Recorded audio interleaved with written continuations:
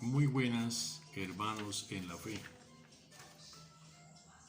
He escogido un tema que hace relación al momento en que vivimos, en una sociedad en que no solamente se debate entre la sociedad de consumo, sino también en gran parte en el erudismo y el placer. Y creo que este tema, como se dice popularmente, cabe en el dedo. Se llama decadencia espiritual. Y este tema es muy importante porque lo vemos en nuestros hermanos, amigos, amistades todos los días. Y es donde precisamente la vida espiritual está ausente, parcial o temporalmente, la presencia de Dios. Es decir, esta decadencia hace referencia a la no saludable espiritualidad que nos hace, como les dije, olvidar parcial o definitivamente la presencia de ese Dios resucitado que tanto necesitamos. Y hay una pregunta que hay que hacernos: ¿cuándo hay agotamiento espiritual? Sabiendo que vivimos en una sociedad que en parte es consumista, materialista y tecnocéntrica, nos hace olvidar de aquellos bienes espirituales que es más importante aún que lo anterior. Por eso la palabra de Dios es muy sabia en decir que es más creíble en lo que no se ve que en lo que se ve. Y en lo que no se ve es porque realmente nosotros estamos de una manera parcial en este mundo, en esta tierra. Cuando hay, agotamiento espiritual, cuando hay desinterés, especialmente en la rama espiritual, en donde nosotros, como cristianos o no, nos olvidamos, como le dije, de Dios y de aquellos elementos que hacen referencia a esta importante teología. En segundo lugar, hay agotamiento espiritual cuando realmente no oramos. Se nos ha olvidado hablar con el Señor, con la Santísima Virgen, y entonces nos volvemos personas apáticas frente a este diálogo en el silencio con el Señor Jesús. Y otra, como tercero, la carencia o el interés también sobre la lectura de la Sagrada Escritura. No nos acordamos de ella. De pronto la colocamos en un atril simplemente como de modelo o simplemente como de moda en el Salmo 90, el Salmo 51, no sé. En cuarto lugar, dejamos asistir, nosotros los católicos, por ejemplo, a actos litúrgicos. Nos olvidamos que realmente hay un día en la semana, el domingo, que no es solamente descanso, sino un momento de encontrarnos con ese Jesús resucitado para hablar con Él. Ahora, nos hace pensar que todo es malestar, todo es queja, no nos interesa nada, especialmente aquello que trata en el aspecto espiritual específicamente. Y a raíz de esa situación que he planteado, nos quita o nos suprime la calidad de gozo, de felicidad que tanto necesitamos. Por consiguiente, el crecimiento espiritual de nosotros es totalmente lúgubre, negativo. Diríamos que oscuro, y no hay ninguna clase de luz, ni siquiera un rayo de esa iluminación para que nos ilumine no solamente el pensamiento, sino nuestro corazón.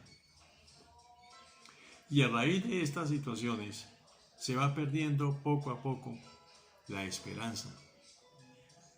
Porque, como les dije, vivimos consumidos en el mundo material, en el mundo que todo nos proporciona y nos coloca de una manera fácil en la mano o al frente de nosotros. O muchas veces escuchamos la palabra, escuchamos, dijéramos, un sermón, el Evangelio, pero no ingerimos nada, solamente lo escuchamos. ¿Para qué nos sirve? Para no aplicar. Somos reacios precisamente a ser artífices de estos hechos. Entonces, mis queridos hermanos, es una de las premisas del agotamiento espiritual, porque la misma tecnología, las mismas situaciones materiales, la misma moda de una sociedad que se consume precisamente en muchos factores que contaminan ese ambiente de carácter espiritual, ese ambiente que tanto nos hace falta de hablar con el Señor, de hablar con el silencio, para que realmente seamos escuchados. Yo los invito, mis queridos hermanos, a pensar en esto, a que nosotros somos seres humanos que estamos en este mundo por obra y gracia del Espíritu Santo y de una manera temporal, no definitiva. Ustedes saben que todo esto va pasando y cuando llega el momento ya no estamos acá, ni siquiera para compartir la alegría y el gozo con nuestros familiares, nuestros amigos, nuestras amistades. Y ustedes ya lo saben, y más ahora que nunca, donde hay tantos catástrofes, tantas anormalidades, tantos incendios, en fin, asuntos que realmente no habían sucedido de esa manera tan exagerada en la vida anterior, en los momentos anteriores. En Jeremías 17, versículo 9 nos dice: engañoso es el corazón más que todas las cosas, y perverso, ¿quién lo conocerá? Imagínense ustedes, engañoso es el corazón en todas las cosas, y perverso, ¿quién lo conocerá? Esto no quiere decir que el corazón sea malo, y mucho menos está hablando del corazón físico, no. Lo importante es no perder el verdadero significado que nos quiere decir esta cita, es decir, no perder el verdadero enfoque del corazón en lo que nos dice la palabra, para conocerlo bien, para conocerlo como debe ser. Por eso Dios, en sus pláticas, en sus charlas, decía que Él bendice un corazón puro y que debemos buscarlo. Entonces fíjense que todo está en la mente del ser humano y en el sentimiento y la emoción que nosotros tengamos de mirar el corazón bajo cualquier punto de vista. Ahora, en Proverbios capítulo 4, 23 dice: sobre toda cosa guardada, guarda tu corazón, porque de él emana la vida. Entonces fíjense que no todo es malo. El corazón es engañoso algunas veces, pero cuando nosotros como personas lo permitimos, no tomamos conciencia qué es lo que estamos pensando y por consiguiente a quién o cómo nos vamos a dirigir. Ahora vamos a lo contrario, a raíz de esta pregunta. ¿Qué se debe hacer para que haya enriquecimiento espiritual? Es todo lo contrario.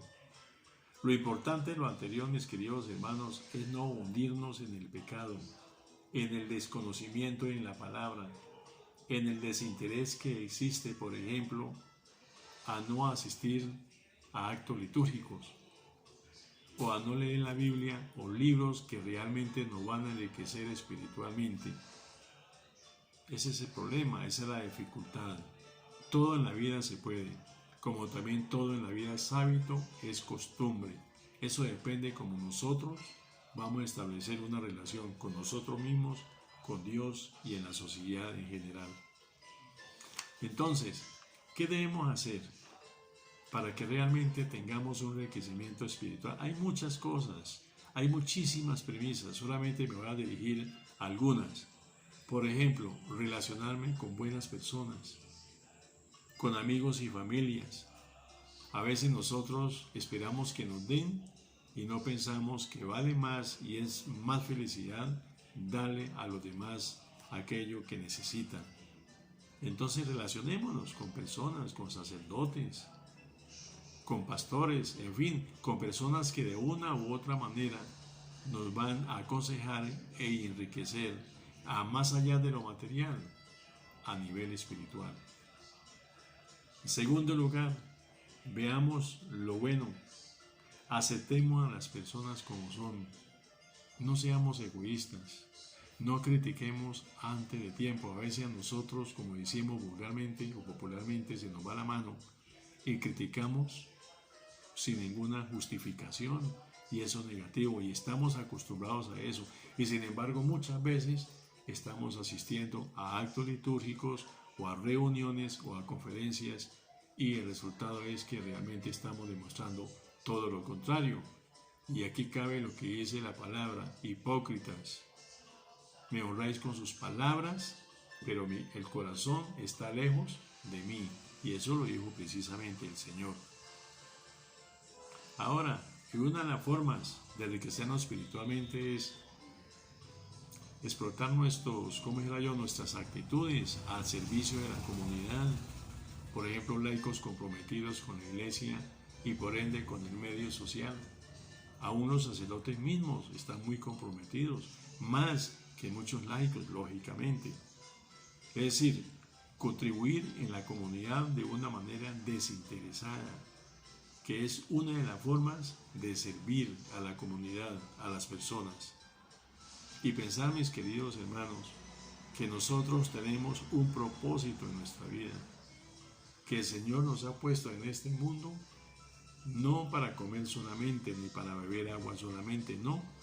Nos ha puesto en este mundo con muchos carismas y dones para que lo coloquemos al servicio de los demás. Muchas veces nosotros, como personas, como cristianos católicos, no nos damos cuenta porque no hemos trabajado sobre ello, o porque hemos ignorado, o porque realmente no hemos tenido un minutico en el silencio para conversarnos nosotros mismos y decir: uy, Señor, tengo estos carismas y estos dones, como dice Pablo en una de sus cartas. Todos tenemos un propósito en esta vida para poder actuar a nivel de Cristo. Ahora, hay que compartir con los demás, no ser egoístas. Si esto lo que estoy haciendo no es para mí, es para todos los demás, que de una u otra manera es una semilla, una espiga de oro, para que ojalá no solamente lo escuchemos, sino lo apliquemos cada uno en nuestra vida diaria. Porque yo pienso que es la única manera, o una de las únicas maneras, de evangelizarnos y evangelizar. No solamente oír, no solamente leer, sino trascender hacia la sociedad, hacia el medio exterior. Pero debemos orar, debemos meditar y debemos leer muchos libros que realmente nos ayudan a contribuir a esta preparación de carácter espiritual. Primero, pues ustedes ya saben, la Sagrada Escritura. Hay libros también, documentos escritos por la Santa Madre Iglesia, por el Papa, por los obispos, por los sacerdotes, aún por muchos laicos que están comprometidos de corazón en el camino del Evangelio. Entonces, si nosotros estamos en ese ambiente, mis queridos hermanos, pues lógicamente nuestra actitud espiritual va a sobresalir bastante, no solamente para mí mismo, sino para ofrecerlo como banquete espiritual, dijéramos, a nuestros queridos hermanos, a los amigos, a las familias. Ahora, si nosotros estamos viudos, entre comillas, ¿de quién nos puede ayudar? En el que tengo ciertas dificultades de no entender la palabra de Dios o el escrito de algunos textos de la iglesia, o sea, del magisterio vivo de la iglesia, busquemos a un consejero espiritual que nos ayuda. ¿Quién puede ser? El sacerdote, o un hermano preparado, o un hermano o hermana que quiera compartir con nosotros la palabra en cualquier punto de vista. Por lo tanto, a raíz de lo anterior, debemos ser aplicados en las lecturas espirituales, y los invito también a asistir a encuentros. ¿Cuántos encuentros de carácter bíblico, o conferencias, o charlas no hay en las parroquias, por ejemplo, o en los medios de comunicación que ahora está de moda, todo lo que sea virtual. Material sobra para que nosotros nos preparemos, a veces sin salir de casa. Entonces fíjense bien, hermanos, que no nos debemos quejar. Material tenemos a nivel de parroquia, a nivel personal, a nivel virtual. Nos sobra material y por lo tanto no se justifica que nosotros ignoremos algunas circunstancias de carácter espiritual que realmente no conozcamos. Debemos ser aplicados en las lecturas. Ahora, uno siempre debe, como he dicho, aliarse o estar al lado de personas preparadas para que nos ayuden a despertar estos ojos no físicos, sino estos ojos del alma. Ustedes, mis queridos hermanos, pues ojalá de acá, de esta pequeña charla, saquemos algunas conclusiones. Manos a la obra. La palabra de Dios dice que por sus obras os conoceréis. Las obras justifican la fe. La salvación está hecha. Yo diría que la salvación es un título que está ahí, pero que esa salvación hay que ganársela. ¿Y cómo se la vamos a ganar? Creciendo todos los días espiritualmente. ¿A través de quién? A través de nosotros mismos, de la familia, de nuestros amigos y por ende de la misma sociedad.